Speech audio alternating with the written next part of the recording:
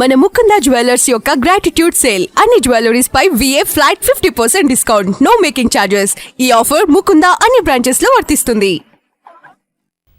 మధ్యప్రాచ్యంలో యుద్ధ జ్వాలలు ఇప్పుడప్పుడే చల్లారే సూచనలు కనిపించడం లేదు.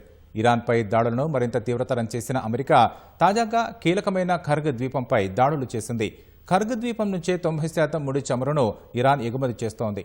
ఇన్నాళ్లు ఇరాన్ సైనిక స్థావరాలు, క్షిపణుల లాంచర్లపై దాడులు చేపట్టిన అగ్రరాజ్యం ఇప్పుడు ఇంధన కేంద్రాలను లక్ష్యంగా చేసుకుంటామని హెచ్చరించడం ప్రకంపనలు సృష్టిస్తోంది.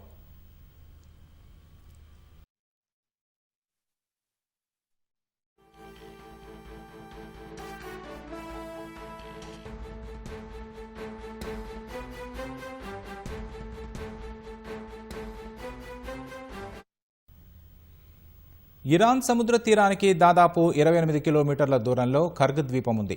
22 చదరపు కిలోమీటర్ల మేర విస్తరించిన ఆ ద్వీపం ఇరాన్ ముడి చమురు ఎగుమతికి ప్రధాన కేంద్రం. ఇరాన్ సైన్యం ఆధీనంలో ఖర్గ్ ద్వీపం ఉంటుందని అంతర్జాతీయ మీడియా పేర్కొంది. 90% ఇరాన్ ముడి చమురు ఎగుమతులు ఈ ద్వీపం నుంచే జరుగుతాయని తెలిపింది.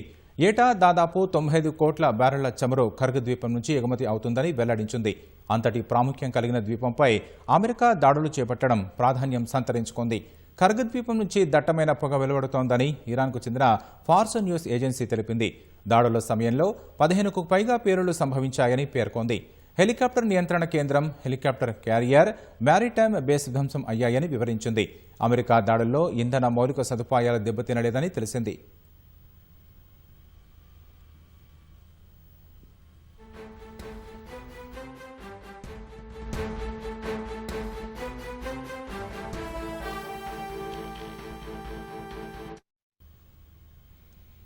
చమురు ఎగుమతులే ఇరాన్కు ప్రధాన ఆర్థిక వనరు. ఆ దేశం ఉత్పత్తి చేసే 80% ముడి చమురును చైనా కొనుగోలు చేస్తోంది.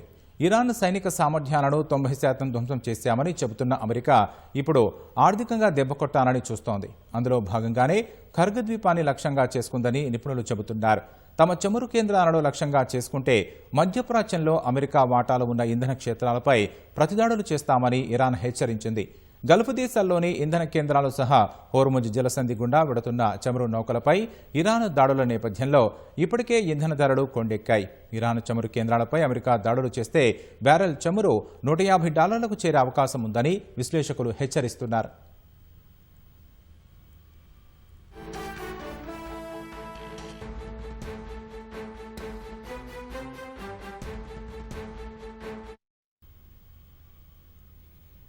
పశ్చిమ ఇరాన్లోని ఇలాం ప్రావిన్స్పై ఇజ్రాయెల్, అమెరికా జరిపిన దాడుల్లో 6 నెలల చిన్నారి సహా 6గురు మృతి చెందారు. మృతులంతా ఒకే కుటుంబానికి చెందిన వారని అధికారులు తెలిపారు. తబ్రీజ్పై దాడులు చేస్తామని, వెంటనే నగరాన్ని విడిచి వెళ్లారని ఇజ్రాయెల్ సైన్యం హెచ్చరికలు జారీ చేసింది. అటు లెబనాన్లోని హెజ్బొల్లాపై ఇజ్రాయెల్ దాడులు కొనసాగిస్తోంది. దక్షిణ లెబనాన్పై జరిపిన వైమానిక దాడిలో 4 మృతి చెందారు. బుర్జు కాలాబియా పట్టణంలోని ప్రాథమిక ఆరోగ్య కేంద్రంపై జరిగిన దాడిలో వైద్యులు సహా 12 మంది మెడికల్ సిబ్బంది మృతి చెందారని లెబనాన్ ఆరోగ్య శాఖ తెలిపింది. హెజ్బొల్లా ఆయుధ నిల్వ కేంద్రంపై దాడులు చేపట్టామని IDF తెలిపింది. లెబనాన్ సరిహద్దుకు సమీపంలో ఉన్న ఇజ్రాయెల్ పట్టణాలపై క్షిపణులు, రాకెట్లతో దాడులు చేశామని హెజ్బొల్లా పేర్కొంది. ఒదైసే గ్రామంలో ఇజ్రాయెల్ సైనికులపై 2 సార్లు దాడి చేశామని వెల్లడించింది.